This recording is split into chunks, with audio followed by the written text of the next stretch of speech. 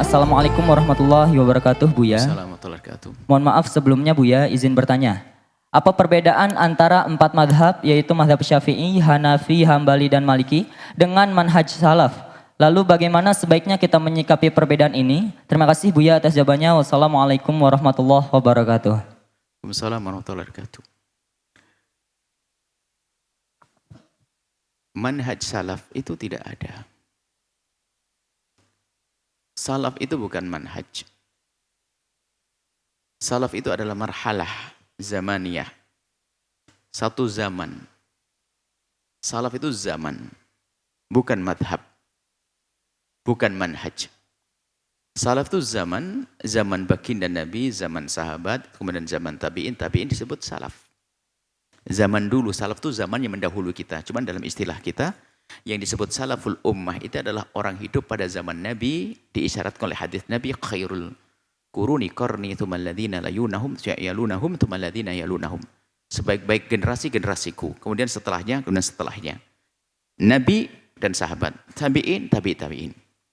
Ini adalah generasi paling hebat. Ini adalah salaf, jadi bukan manhaj. Di kalangan orang salaf ini berbeda-beda di antara mereka, orang salaf bukan manhaj salaf. Tidak tahu mulai kapan muncul adanya manhaj salaf. Orang yang mengatakan ada manhaj salaf, dia mengada-ngada. Apa dasarnya dia disebut manhaj salaf? Orang mengaku salaf itu kalau manhaj, tunjukkan kepada kaum muslimin, kalau ada orang pengen saya ingin mengikuti manhaj salaf, mana rambu-rambunya ikut manhaj salaf? Nggak ada. Oh, ikut sahabat Nabi. Oh bukan, itu bukan manhaj, itu ngikut sahabat. Sahabat berbeda, Sayyidina Abdullah bin Abbas beda dengan Siti Aisyah, banyak sahabat berbeda. Nah, kalau manhajnya orang salaf, ini bukan manhaj salaf, itu mungkin maksudnya ya manhajnya orang salaf. Lah oke, manhajnya orang salaf, manhaj itu kan bisa dibaca, bisa diikuti. Mana manhaj mereka? Kalau yang mengatakan mereka, yang katakan salafi, manhaj salaf, mana manhaj yang selama ini dieluk-elukan? Kalau harus ada manhajus salaf, istilah manhajus salaf, maka manhaj salaf yang sesungguhnya adalah justru yang dibawa oleh para a'immah al-arba'ah, karena mereka adalah di saat membawa ilmu, pemikiran, pemahaman, mereka pakai metodologi, pakai manhaj. Imam Abu Hanifah, Imam Malik, Imam Syafi'i, Imam Ahmad bin Hanbal. Mereka punya metodologi untuk kembali kepada Al-Quran dan hadis Nabi SAW. Mereka punya ilmu untuk kembali kepada Al-Quran dan hadis Nabi Muhammad SAW. Jadi kalau memang harus kita mengakui adanya salaf, maka salaf sesungguhnya mengikuti cara hidupnya orang salaf adalah hanya mengikuti 4 madhab. Maka yang selain yang mengingkari 4 madhab, maka dia bukan salaf. Pakai manhaj siapa untuk mencetuskan hukum? Tanyakan. Tanyakan yang mengaku manhaj salaf, bagaimana ngerti am, khos, pakai ilmunya siapa? Ilmu Imam Syafi'i, Imam Abu Hanifah. Apa mereka punya ilmu khusus di dalam mencetuskan hukum halal, haram, Al-Quran, hadis? Gak ada. Mereka tidak punya itu yang ngaku manhaj salaf, manhaj salaf. Mana apa manhaj salaf? Tunjukkan kepada kita ingin ikut manhaj ente yang katanya manhaj salaf. Mana? Rambu-rambunya ikut manhaj salaf. Untuk istinbat Al-Quran, mereka kembali kepada ilmu usul fikih. Siapa pencetus ilmu usul fikih? Ayo. Imam Syafi'i yang membukukan pertama. Imam Abu Hanifah punya ilmu usul fikih. Manhaj salaf, manhajnya para ulama terdahulu adalah yang ditulis oleh Imam Asy-Syafi'i dan risalahnya. Jadi kalau tahu salafi yang sesungguhnya adalah yang bermadhab. Maka yang tidak bermadhab tidak punya manhaj dia. Nggak jelas manhajnya apa, coba tanyakan. Sehingga manhajnya kalau apa perbedaan 4 madhab? 4 madhab adalah ulama yang mempunyai metodologi untuk kembali kepada Al-Quran hadis Nabi SAW. Yang lain adalah pakai omong kosong. Jujur, omong kosong tidak ada. Mana buktinya? Buktinya apa? Ini loh, ilmunya Imam Syafi'i. Ente aku. Mulai kapan kita ngerti khos, naseman, istilah-istilah semacam itu yang ada dalam istinbat hukum? Ilmunya Imam Abu Hanifah, Imam Syafi'i. Ente ngaku salaf. Ngaku manhaj salaf dari mana? Mana?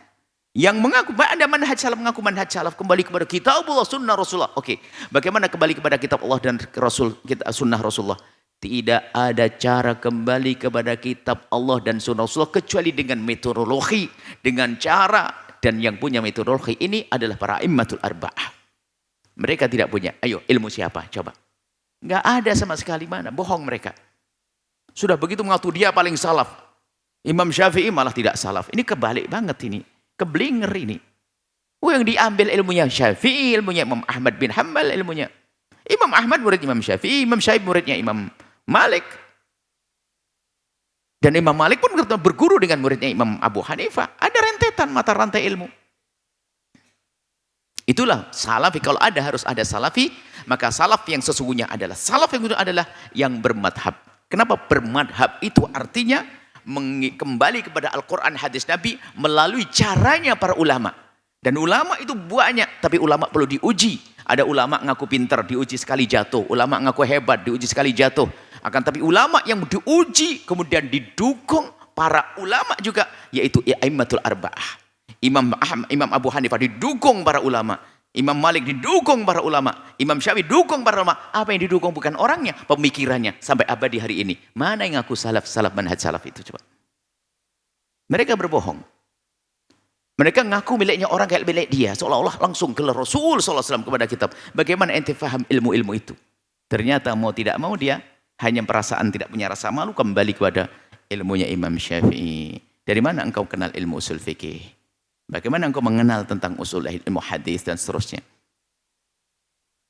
Ilmu-ilmu untuk bisa kembali pada Al-Quran dan hadis Nabi adalah ilmu yang dimiliki oleh para A'immatul Arba'ah. Imam madhab yang 4. Dan para mujtahidin yang ada pada saat itu. Dan para mujtahidin ada banyak, belasan sampai 17. Dan boleh kita tapi yang abadi ilmunya adalah 4 madhab. Karena juga ini taufik Rabbani, Allah yang atur. Karena mereka pandai meramu ilmunya, merawat ilmunya. Dengan punya kader-kader hebat yang mengabadikan ilmunya sampai hari ini. Lihat. Sehingga ilmu yang kita baca hari ini, kita belajar ilmu fikih Safinatun Najah misalnya. Kita ya, kalau direntet ke atas sambung sampai Imam Syafi'i. Imam Syafi'i ke atas. Kepada Imam Malik sampai ke atas, sampai Rasulullah SAW. Begitu. Tanyakan mereka yang mengatakan manhaj salaf. Tanyakan dengan kalimat sederhana. Aku ingin jadi ikut manhaj salaf, gimana caranya? Itu toh. Ada enggak? Mana caranya yang jelas, yang tertulis? Ikut manhaj salaf harus gini. Sampai bisa kenal kitab apa? Tidak punya. Yang punya hanya para A'immatul Arba'ah. Sehingga dari Al-Quran hadis yang mereka fahami, keluarlah pemahaman-pemahaman menjadi pemahaman-pemahaman fikih yang luas sekali. Termasuk akidah di dalamnya. Ini saja insya Allah. Jadi ya A'imah Arba'ah adalah imam besar, orang besar. Dan kalau bicara tentang hidupnya, mereka termasuk salaf. Imam Syafi'i 150 lahir. Imam Abu Hanifah wafat 150. Antara Imam Syafi'i dengan Imam Abu Hanifah di situ ada Imam Malik kok. Imam Ahmad kurang lebih umurnya dengan Imam Syafi'i. Ayo. Artinya mereka salaf benar. Sekarang yang diulurkan ikut manhaj salaf itu hidupnya di abad ke-7, ke-8. Gimana salaf? Jauh sekali. Hidupnya terlambat, ngaku-ngaku duluan. Ini kan ruwet. Mohon maaf, dan itu membuat fitnah. Maksudnya yang meruntuhkan, yang bermadhab adalah salah. Bermadhab tidak ikut Quran dan hadis Nabi. Itu adalah satu kedoliman dan itu adalah dusta. Seolah mengatakan Imam Abu Hanifah, Imam Malik, Imam Syafi'i, Imam Hambali tidak ikut sunnah dan tidak ikut Al-Quran. Ini kan kurang ajar. Kulu salaman. Selamat tinggal. Assalamualaikum pada orang-orang semacam itu. Mereka bikin permasalahan. Seolah-olah hebat. Seolah manhaj salaf. Kalau harus ada manhaj salaf, yang kita ikuti adalah manhaj salaf yang sesungguhnya. Berarti itu palsu. Karena apa? Terbukti dari masa ke masa. Lihat, muridnya itu jelas. Imam Syafi'i punya murid siapa? Termasuk Imam Ahmad bagian dari muridnya. Dan tertulis muridnya. Buat buku. Muridnya buat buku. Ngukuhkan ilmu gurunya. Masya Allah. Mana ada orang yang dikukuhkan ilmunya? Imam Syafi'i karangannya tidak banyak. Tapi itu adalah ru'usul masail. Poin-poin penting dia bukukan Imam Syafi'i dikembangkan oleh murid-muridnya. Imam Abu Hanifah juga demikian. Kalau dibanding karena Imam Syafi'i ini karena Imam Nawawi, banyakkan Nawawi, tapi Imam Nawawi dari mana mengambilnya? Terus ke atas, Imam Nawawi kan abad akhir juga. Itu loh. Jadi manhaj salaf kalau ada harus ada manhaj salaf yang sesungguhnya adalah justru yang bermadhab. Kalau ingin jadi salafi ya bermadhab. Kalau tidak bermadhab bohong dia. Ikut siapa ngaku salafi? Berarti salafi palsu. Wallahu a'lam bishawab. Sahabat Al-Bahjah TV, setelah menyaksikan video ini, jangan lupa bersolawat kepada baginda Nabi Muhammad.